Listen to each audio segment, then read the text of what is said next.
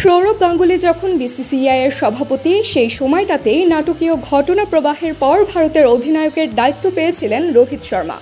অধিনায়কত্ব নিতে তিনি প্রস্তুত ছিলেন না তেমন একটা, অনেক বুঝিয়ে কিছুটা জোর করেই তাকে নেতৃত্বে এনেছিলেন সৌরভরা। সেই রোহিতের নেতৃত্বেই এখন 7 মাসের মধ্যে 2 সংস্করণে 2টি বিশ্বকাপে অপরাজিত থেকে ফাইনালে উঠল ভারত। সৌরভই তাই তৃপ্তির ছবি আঁকছেন।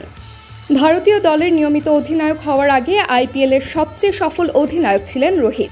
তার নেতৃত্বে 5টি আইপিএল ট্রফি জয় করে মুম্বাই ইন্ডিয়ান্স।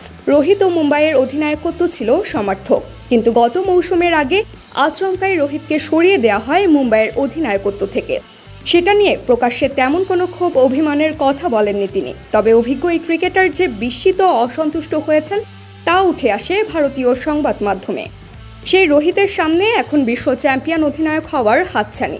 ভারতীয় বার্তা সংস্থা পিটিআইকে সেটি মনে করিয়ে দিলেন সৌরভ। রোহিত শর্মার জন্য আমি খুবই খুশি। জীবনের চক্রপূরণ এভাবেই হয়। 6 মাস আগে সে মুম্বাই ইন্ডিয়ান্সের অধিনায়কও ছিল না। এখন সেই মানুষটির নেতৃত্বেই ভারত অপরাজিত থেকে বিশ্বকাপের ফাইনালে খেলছে।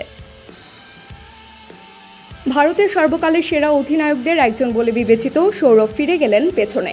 যখন তিনি ছিলেন ভারতীয় বোর্ডের প্রধান ও রোহিতকে দায়িত্ব দেওয়া হয়েছিল জাতীয় দলের, সেই পালাবদল নিয়ে বিতর্ক সমালোচনা কম হয়নি ভারতীয় ক্রিকেটে।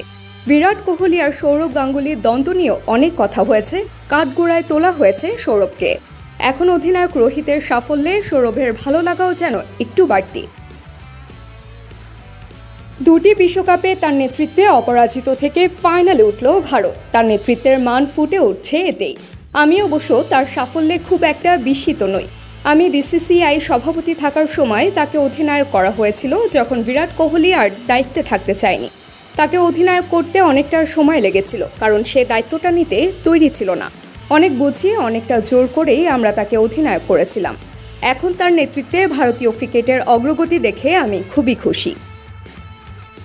Desk report, team sports news.